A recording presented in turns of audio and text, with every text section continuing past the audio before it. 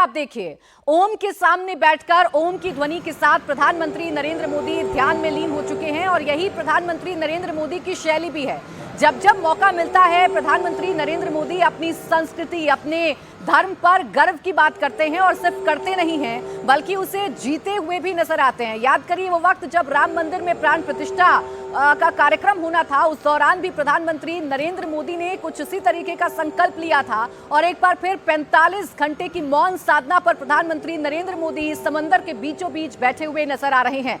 प्रधानमंत्री मोदी कन्याकुमारी के जिस रॉक मेमोरियल में ध्यान मग्न हैं, वहां 131 साल पहले स्वामी विवेकानंद ने भी 3 दिन तक ध्यान लगाया था।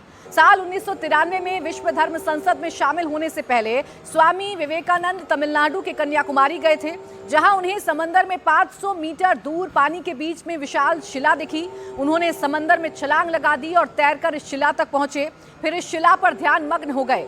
यहीं उन्होंने विकसित भारत का सपना देखा था और भारत माता की कल्पना की थी।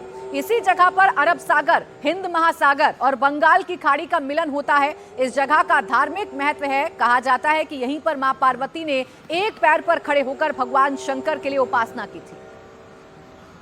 तो देखिए, इस जगह का धार्मिक महत्व क्या है और इस जगह का भारत के लिहाज से महत्व क्या है, ये तो आपने जान लिया। और इस जगह को प्रधानमंत्री ने क्यों चुना है, ये आपको समझ में आ जाएगा, क्योंकि पीएम भी 2047 तक विकसित भारत की कल्पना करते हैं और पीएम भी बार बार ये बताते हैं कि भारत अब विश्व गुरु बन रहा है पूरी दुनिया के लिए। और इसीलिए पवन, ये जगह का चयन बहुत अहम हो जाता है, क्योंकि यहीं से विकसित भारत का सपना विवेकानंद जी ने देखा था, जिसे आगे बढ़ाने का काम प्रधानमंत्री नरेंद्र मोदी की तरफ से किया जा रहा है।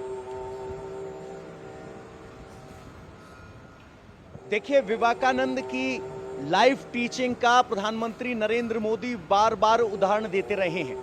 विवेकानंद जब यहां ध्यान किया, उसके बाद विश्व धर्म संसद में उनका वो भाषण, जिसने भारत की आध्यात्मिक और धार्मिक चेतना, हिंदू धर्म की धार्मिक और आध्यात्मिक चेतना का लोहा पूरे विश्व ने माना था, और वो रिकॉर्डिंग आज भी उपलब्ध है किस तरीके से भारत की आध्यात्मिक चेतना का टंका पूरे विश्व में बजा था।